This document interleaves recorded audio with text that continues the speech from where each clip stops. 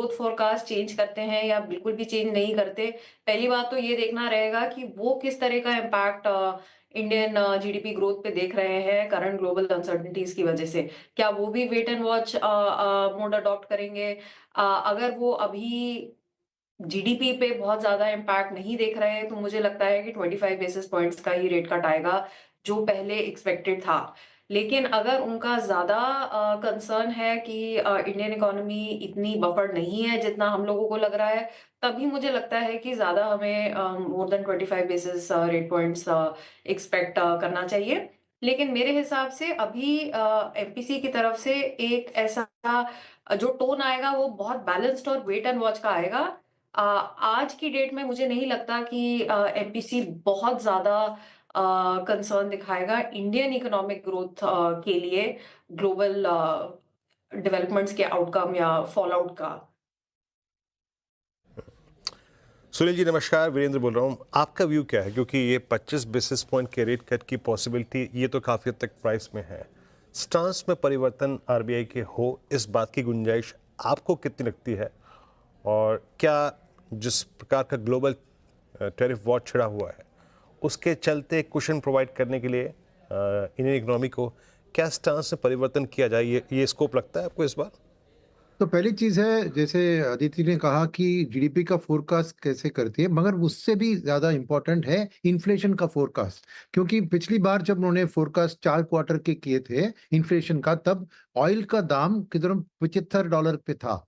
आज अभी Brent crude 60 पे आ गया है। तो ये जो उनके फोरकास्ट में वो फैक्टर इन करते हैं, और अगर एक कंसिस्टेंटली उनको इन्फ्लेशन 4% के करीब दिखती है, क्योंकि as it is food inflation तो सपोर्ट कर रही है, मॉनसून की भी फोरकास्ट, इनिशियल फोरकास्ट पॉजिटिव आई है। तो अगर वो इन्फ्लेशन फोरकास्ट को कम कराते हैं और स्टांस को अकोमोडेटिव बना देते हैं, तो वो काफी होगा मार्केट के लिए एक पॉजिटिविटी। क्योंकि आज रेट कट करना या ना करना is not so important, through the year क्या सपोर्टिव रहेंगे, through liquidity, through rates and through others. तो मेरे ख्याल में ये language of the governor, inflation forecast, ये सब बहुत अहम चीज है। अगर खाली वो 25 बेस पॉइंट करके लैंग्वेज में कुछ बदलाव नहीं करते हैं और लिक्विडिटी का भी कोई खास इन्फ्यूजन की बात नहीं करते हैं, तो मेरे ख्याल में मार्केट एक्चुअली डिसअपॉइंट होगी और ये पुल बैक हो जाएगा। जो भी थोड़ी बहुत रेट सेंसिटिव में ऊपर है वो पुल बैक हो जाएगा, क्योंकि अब की जो माहौल है वो ट्रम्प की जो टैरिफ के कारण बहुत एक ओवरहैंग है। तो उससे बाहर निकलने के लिए कुछ स्ट्रांग स्टेटमेंट चाहिए आरबीआई से।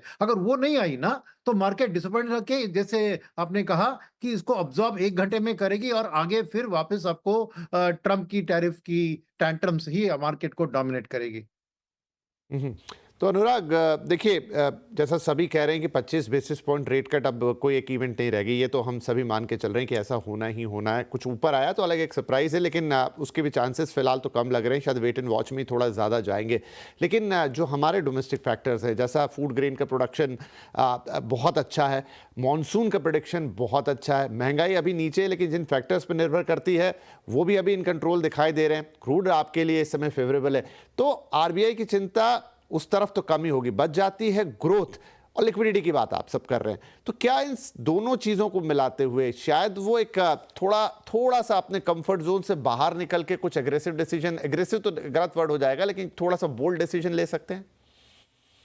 आई थिंक जो अगर आप उनकी पुरानी पॉलिसी देखें, इवन फरवरी में उन्होंने काफी चिंता जताई थी जो ग्लोबल वॉलेटिलिटी चल रहा है because of all the geopolitical tension. तो लगता नहीं है कि रेट में वो कोई बोल्ड कॉल लेंगे। शायद जो उनको बोल्ड कॉल लेना है, आप देखेंगे लिक्विडिटी में उन्होंने बहुत बोल्ड कॉल लिया है, तब से 5 लाख करोड़ के ऊपर लिक्विडिटी दे चुके हैं, long term liquidity through OMO and FX buy sell swap. तो हमें लगता है कि शायद वो जो भी उनको ले रहे हैं कॉल लिक्विडिटी के थ्रू लेंगे। इस बार ये भी बात चल रही है कि शायद वो जो फोकस है वेटेड एवरेज कॉल रेट, उससे फोकस हटा के सिक्योर्ड ओवरनाइट रेट पे ले जाएं। वो सब आई थिंक माइक्रो मेजर्स जो है आरबीआई के, वो शायद थोड़ा सा बॉन्ड मार्केट को रिलीफ देने में सोचें। Namaskar. This is the first meeting in the financial year and the 54th meeting of the Monetary Policy Committee overall. The year has begun on an anxious note for the global economy. Some of the concerns of the trade frictions are coming true. unsettling the global community. We at the Reserve Bank, while remaining alert to these global developments, began the year celebrating the completion of 90 years of this august institution since its inception way back on 1st April 1935. The Reserve Bank's journey over the last 9 decades is closely intertwined with the nation's development and progress. As a custodian of monetary and financial stability, the Reserve Bank has evolved itself over the years into a full-service central bank with varied functions facilitating a market economy. Indeed, a very, very long journey full of accomplishments and achievements, something which every RBI is proud of, and something I believe the whole of India and its citizens are also proud of. In this challenging global environment, the Monetary Policy Committee met on the 7th, 8th, and 9th of April today to deliberate and decide on the policy repo rate. The global economic outlook is fast changing. The recent trade tariff-related measures have exacerbated uncertainties, clouding the economic outlook across regions, posing new headwinds for global growth and inflation. Amidst this turbulence, the US dollar has weakened appreciably, bond yields have softened significantly, equity markets are correcting, and crude oil prices have fallen to their lowest in over 3 years. In fact, as we speak, it is about $60 to a barrel. Under these circumstances, central banks are navigating cautiously with signs of policy divergence across jurisdictions, each reflecting their own domestic priorities.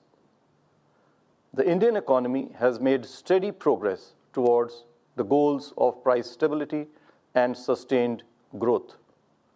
On the inflation front, while the sharper than expected decline in food inflation has given us comfort and confidence, we remain vigilant to the possible risks from global uncertainties and weather disruptions. Growth is improving after a weak performance in the first half of the last financial year, 24-25, although it still remains lower than what we aspire for. And now I come to the decisions of the Monetary Policy Committee. After a detailed assessment of the evolving macroeconomic and financial conditions and outlook, the MPC voted unanimously to reduce the policy repo rate by 25 basis points to 6% with immediate effect. I repeat, the MPC voted unanimously to reduce the policy repo rate by 25 basis points to 6% with immediate effect. Consequently, the standing deposit facility, the SDF rate, under the liquidity adjustment facility shall stand adjusted to 5.75%, and the marginal standing facility rate, or the MSF rate, and the bank rate shall stand adjusted to 6.25%. I shall now briefly set out the rationale for the decisions of the Monetary Policy Committee. The Monetary Policy Committee noted that the inflation is currently below the target. It is supported by a sharp fall in food inflation. Moreover, there is a decisive improvement in the inflation outlook. As per projections, there is now a greater confidence of a durable alignment of headline inflation with the target of 4% over a 12-month horizon. On the other hand, impeded by a challenging global environment, growth is still on a recovery path after an underwhelming performance in the first half of 24-25, which is the last fiscal. In such challenging global economic conditions, the benign inflation outlook, and the moderate growth demand that the MPC continues to support growth. Accordingly, the MPC unanimously voted to reduce the policy repo rate by 25 basis points to 6%. Moreover, it also decided to change the stance from neutral to accommodative. It also noted that the rapidly evolving situation requires continuous monitoring and assessment of the economic outlook. Let me now dwell a little on the monetary policy stance. This has been a subject of interest for some commentators and market participants. There have been questions as to whether it means a change on the policy rate or whether it signifies our stance on the interest rate or whether it relates to liquidity conditions. From a cross-country perspective, monetary policy stance is typically characterized as accommodative, neutral, or tightening. While an accommodative stance entails easy monetary policy that is geared towards stimulating the economy through softer interest rates, tightening refers to contractionary monetary policy, whereby interest rates are hiked to restrain spending and curb economic activity, all with the objective of reining in inflation. A neutral stance is typically associated with a state of economy which neither calls for stimulating economic activity nor calls for controlling inflation by curtailing demand. Therefore, it provides the flexibility to the central bank and the MPC to move in either direction on the basis of the evolving economic conditions. In our context, the stance of monetary policy signals the intended direction of the policy rates going forward.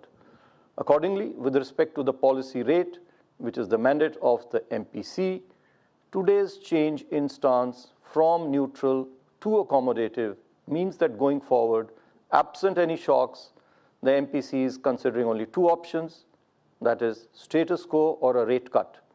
Let me also clarify that the stance should not be directly associated with liquidity conditions. While liquidity management is important for monetary policy, including decisions related to policy rate, it is an operating tool with the RBI for various purposes, including monetary policy transmission. Monetary policy decisions to change policy rates do, however, have implications for liquidity management, being the operational tool to carry out the policy changes. To summarize, our stance provides policy rate guidance without any direct guidance on liquidity management. I will, of course, be discussing later our approach to management of liquidity. Before now I share our outlook and assessment of the growth and inflation, I think a few words on the implication of the recent global trade and related policy uncertainties are in order. Let me first highlight the possible implications for growth. First and foremost, uncertainty in itself dampens growth by affecting investment and spending decisions both of businesses and households. Second, the dent on global growth due to trade frictions will also impede domestic growth. Third, higher tariffs shall have a negative impact on net exports. There are, however, I may say, several known unknowns. The impact of relative tariffs. Our relative tariffs vis-a-vis some of the other countries are quite low. Then there is the unknown of the elasticities of our export and import demand and the policy measures adopted by us. You are all aware that India is very vigorously and proactively engaging with the US administration on the foreign trade agreement. These are just to name a few. These make the quantification of the adverse impact on growth difficult. The risks to inflation, on the other hand, are two-sided. On the upside, uncertainties may lead to a possible currency pressure and therefore imported inflation. On the downside, slowdown in global growth could entail further softening in commodity and crude oil prices, putting downward pressure on inflation. Overall, while global trade and policy uncertainties shall impede growth, its impact on domestic inflation, while requiring us to be vigilant, is not expected to be of high concern. Coming now to our growth outlook, real GDP, as you are all aware, this year, as per the MOSPI figures, is expected to grow at 6.5%. This is on top of a 9.2% growth rate observed in the previous year, which is 24-25. In 25-26, the current year, prospects of agriculture sector remain bright on the back of healthy reservoir levels and robust crop production. Manufacturing activity is showing signs of revival, with business expectations remaining robust, while services sector activity continues to be resilient. On the demand side, bright prospects of the agriculture sector bode well for rural demand, which continues to be healthy, while urban consumption is gradually picking up with an uptick in discretionary spending.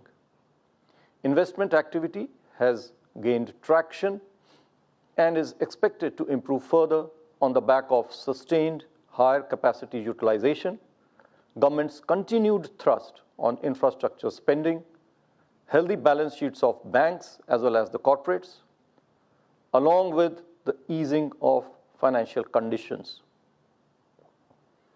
Merchandise exports will be weighed down by global uncertainties, as mentioned earlier, while services exports are expected to remain resilient. Headwinds from global trade disruptions continue to pose downward risks. Taking all these factors into consideration, real GDP is now projected for this fiscal 25-26 at 6.5%, with Q1 at 6.5%, Q2 at 6.7%, Q3 at 6.6%, and Q4 at 6.3%. While the risks are evenly balanced around these baseline projections, uncertainties remain high in the wake of recent spike in global volatility. You would have noted that the growth projection for the current year has been marked down by 20 basis points relative to our earlier assessment of 6.7% in the February policy. This downward revision essentially reflects the impact of global trade and policy uncertainties, which I had highlighted a little while ago. Coming to inflation, the headline inflation moderated during January-February 2025, following a sharp correction in food inflation. The outlook for food inflation has turned decisively positive. The uncertainties regarding rabi crops have abated considerably, and the second advance estimates point to a record wheat production and higher production of key pulses over that last year. Along with robust kharif arrivals, this is expected to set the stage for a durable softening of food prices. Sharp decline in inflation expectations in our latest survey for 3 months and 1 year ahead would also help anchor inflation expectations going forward. Furthermore, the fall in crude oil prices augurs well for the inflation outlook. Concerns on lingering global market uncertainties and recurrence of adverse weather-related supply disruptions, however, pose upside risks to the inflation trajectory. However, I may add that as per the latest forecast by various organizations, national and international, including our own Indian Meteorological Department, the monsoon is expected to be normal, and the El Nino effect is also expected to be absent. So these are positives for us. Taking all these factors into consideration and therefore assuming a normal monsoon, CPI inflation for the financial year 25-26 this year is projected at 4%, with Q1 at 3.6%, Q2 at 3.9%, Q3 at 3.8%, and Q4 slightly higher at 4.4%. The risks are evenly balanced. I now will be speaking on the external sector. India's services exports remained resilient in January-February of this year, driven by software, business, and transportation services. Going forward, net services and remittances receipts are expected to remain in large surplus, partly offsetting the trade deficit. The current account deficit for last year as well as this year, 25-26, are expected to remain well within the sustainable level. On the financing side, gross foreign direct investment, FDI, remained strong during the period of April 24 to January 25. Last year, which is the latest data, period for which we have the latest data, reflecting India's strong macroeconomic fundamentals. Net FDI, however, moderated sharply during this period due to higher repatriations and outward FDI. Net FPI inflows to India stood at $1.7 billion during 24-25, supported by debt inflows as the equity segment recorded net outflows. This is much lower than what we had last year. External commercial borrowings and non-resident deposits, on the other hand, witnessed higher net inflows compared to that last year. As on 4th April 2025, India's foreign exchange reserves stood at $676.3 billion, providing an import cover of about 11 months. Overall, India's external sector remains resilient as the key indicators stay robust. I will now be talking about the liquidity and the financial market conditions. System liquidity was in deficit in January 2025, with net injection under the liquidity adjustment facility scaling a peak of more than 3 lakh crore rupees, in fact 3.1 lakh crore rupees on 23rd January 2025. However, as a result of a slew of measures, and I'll not go into the details thereof, you are all aware of them, of the various OMOs, the CRR rate cut, the swaps that we have done. The system liquidity deficit tapered, therefore, during the last 2 months of February and March, and further it turned into a surplus on 29th March 2025. Further, coupled with the government spending picking up pace during the latter half of last month, March, the system liquidity further improved and it stood at a surplus of 1.5 lakh crore as on 7th April 2025, and even yesterday it was 1.4 lakh crore rupees of surplus. Reflecting these developments, the weighted average call rate softened and remained near the repo rate since the last policy meeting. The spreads of 3-month CP and 3-month CD rates over the 91-day Treasury bill rate have also softened since the second half of March, suggesting an improvement in liquidity conditions. I would like to mention over here again, I am reiterating this, I have said this earlier, which is that the Reserve Bank is committed to provide sufficient system liquidity. We will continue to monitor the evolving liquidity and financial market conditions and proactively take appropriate measures to ensure that there is adequate liquidity in the system. Coming to financial stability, well, I do not have much to add from my previous policy statement in February. things are more or less looking similar. The financial soundness parameters of the banking sector continue to be robust. The liquidity buffer in the banking system is well above the regulatory threshold. Profitability indicators are also healthy, reflecting robust operational efficiency of the system. Similarly, the system level parameters of NBFCs too are very sound. Now, as has been the practice, I shall be announcing some additional measures. This time I have 6 additional measures to announce to all of you, and these relate to banking regulation, fintech, and payment systems. First, we propose to enable securitization of stressed assets through market-based mechanism. There is already a mechanism of securitization of standard assets.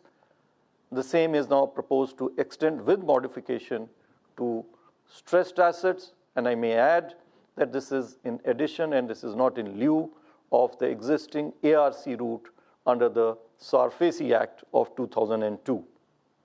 Second, we have guidelines on co-lending. They are presently applicable only to arrangements between banks and NBFCs. Moreover, they are restricted to priority sector loans. To exploit the huge potential of such lending arrangements, it is proposed now to extend these to all regulated entities and to all loans, priority sector or even outside the priority sector. Third, loans against the collateral of gold jewelry and ornaments, commonly known as gold loans, are extended by regulated entities, both banks and NBFCs, for both consumption and income generation purposes, in order to harmonize guidelines across various types of regulated entities to the extent possible, keeping in view their differential risk-bearing capabilities. We shall issue comprehensive regulations on prudential norms as well as conduct-related aspects for such loans. Fourth, to harmonize the regulations governing non-fund-based facilities across regulated entities, we propose to issue comprehensive guidelines.